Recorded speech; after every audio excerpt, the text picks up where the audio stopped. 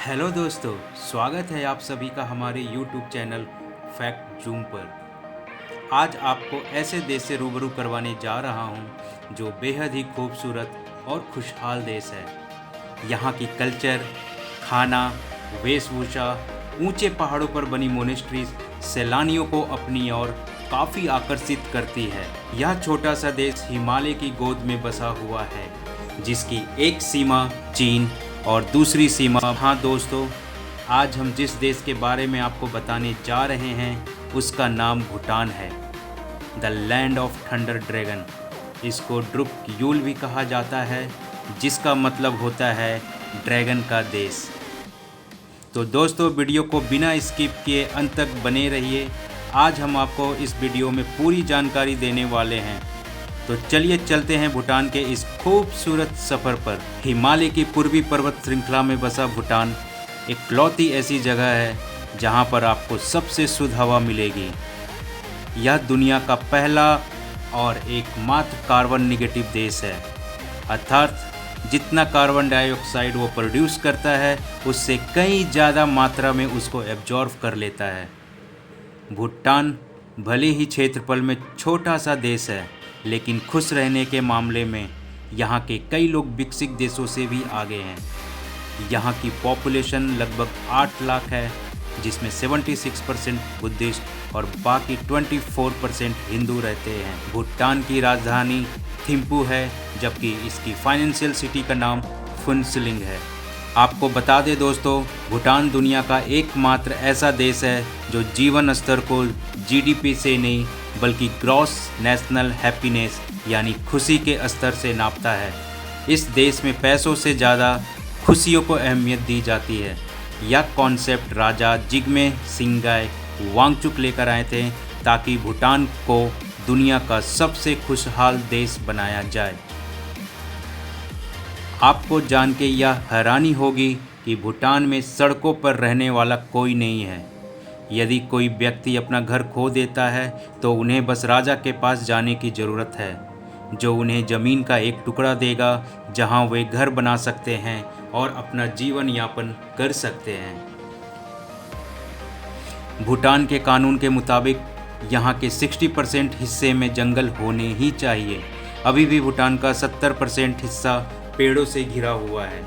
अपनी संस्कृति को बचाने के लिए भूटान ने सदियों तक विश्व से संबंध नहीं बनाए। 1970 में पहली बार विदेशी सैलानियों को यहाँ पर आने की इजाज़त दी गई थी। कमाल के प्राकृतिक दृश्य, शानदार संस्कृति के बावजूद यह देश अभी भी किसी बड़े पैमाने पर टूरिस्ट के आने से बच रहा है, और ऐसा भूटान की सरकार द्वारा जानबूझकर किया जाता है, क्योंकि भूटान की सरकार टूरिज़्म को सीमित रखना चाहती है और यहाँ की सरकार दक्षिण एशिया से आने वाले पर्यटकों से लगभग $250 प्रतिदिन के हिसाब से वसूलती है। यूँ तो भारत अभी भी प्लास्टिक पर बैन नहीं लगा पाया है, वहीं भूटान साल 1999 से प्लास्टिक की थैलियों पर बैन लगा हुआ है। भूटान के पास सेना है, लेकिन चारों ओर पहाड़ियों से घिरे होने की वजह से नौसेना नहीं है और ना ही वायुसेना है।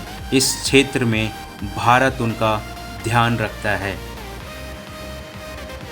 भूटान दुनिया का अकेला ऐसा देश है जिसने 2004 से तंबाकू पर पूरी तरह बैन लगा दिया है। वहीं शराब और ड्रग्स अभी भी परेशानी का कारण बने हुए हैं।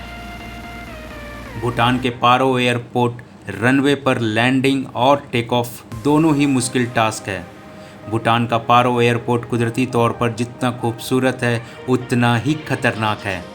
बड़े विमान बनाने वाली मशहूर कंपनी बोइंग ने इसे दुनिया के मोस्ट डेंजरस एयरपोर्ट में शामिल किया है।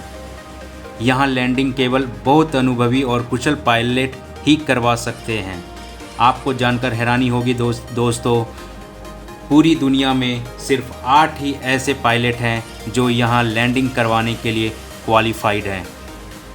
भूटान दुनिया के आखिरी देशों में से एक है जिसने अपने लोगों के बीच टेलीविज़न पेश किया है। 2001 से पहले भूटान में टीवी और इंटरनेट प्रतिबंधित था। मानिए आप मेट्रो सिटीज़ में घूम रहे हो और आपको एक भी ट्रैफिक लाइट ना मिले तो आप चौंक जाएंगे। लेकिन भूटान की राजधानी थिम्पू में ऐसा ही है। यहाँ ट्रैफिक लाइट की जगह ट्रैफिक ऑफिसर होते हैं जो यातायात को कंट्रोल करते हैं। भूटानी लोग अपने घरों को सजाना पसंद करते हैं। वे दीवारों पर पक्षियों, जानवरों और विभिन्न पैटर्न बनाते हैं जो देखने में काफ़ी खूबसूरत होते हैं। भूटान भले ही गरीब देशों की गिनती में गिना जाता हो, लेकिन आप लोगों को जानकर हैरानी होगी कि यहाँ पर एजुकेशन और हेल्थ सुविधाएं सभी लोगों को फ्री दी जाती है।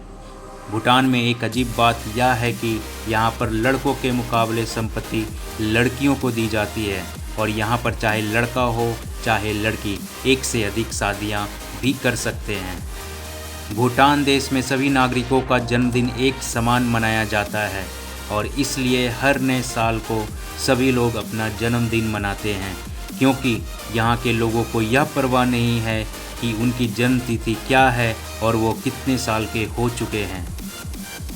भूटान में महात्मा बुद्ध को पूजा जाता है और उन्हीं द्वारा बताए गए मार्ग पर ज़िंदगी को बिताया जाता है, इसलिए यहाँ के लोग बहुत ही शांत स्वभाव के होते हैं।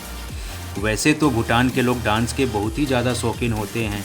यहाँ पर हर प्रकार के त्योहारों को नाच गाने के साथ मनाया जाता है और जब यहाँ के लोकल लोग डांस करते हैं तो टूरिस्ट इन्हें देखते ही रह जाते हैं। पर्यावरण के प्रति जो प्रेम भूटानियों में दिखता है वो प्रेम पूरी दुनिया में होनी चाहिए। एक स्थानीय कानून के अनुसार देश के कुल क्षेत्रफल का कम से कम 60% हिस्सा जंगल से ढका होना चाहिए। वैसे 2015 में भूटान ने एक विश्व रिकॉर्ड बनाया जब लोगों ने सिर्फ 1 घंटे में 50,000 पेड़ लगा दिए। और तो और भूटान की जनता ने राजा और रानी के प्रथम पुत्र प्राप्ति पर पूरे देश में 1,08,000 पौधे लगाकर खुशियां मनाई। खुशियों का इस स्तर से मनाने का तरीका दोस्तों आप लोगों ने आज तक नहीं देखा होगा, इसलिए हमारे देश के लोगों को भी इनसे कुछ सीख लेना चाहिए। सिर्फ खूबसूरती ही नहीं, खान पान में भी काफ़ी अलग है भूटान। लगभग हर भूटानी व्यंजन में सबसे लोकप्रिय सामग्री मिर्च है। ईमा दात्सी भूटान के मशहूर व्यंजनों में से एक है। इसे यहाँ का राष्ट्रीय व्यंजन भी कहा जाता है। पाक्सा पा भूटान के मशहूर व्यंजनों में से दूसरा ऐसा व्यंजन है जिसे यहाँ पर्यटक बहुत पसंद करते हैं। जासा मारू एक नॉन वेजिटेरियन डिश है। होंटे जिस तरह चीन का मोमोज है उसी तरह होंटे भूटान की मोमोज है। दोस्तों अगर आप भी भूटान जाना चाहते हैं तो आपके लिए अच्छी खबर यह है कि भूटान जाने के लिए आपको पासपोर्ट की ज़रूरत नहीं पड़ेगी, बस आपको एक परमिट ज़रूर लेना पड़ेगा। इसकी एक वजह यह है कि भूटान की अपनी कोई भी सेना नहीं है और इस देश की सुरक्षा की जिम्मेदारी भारत की है।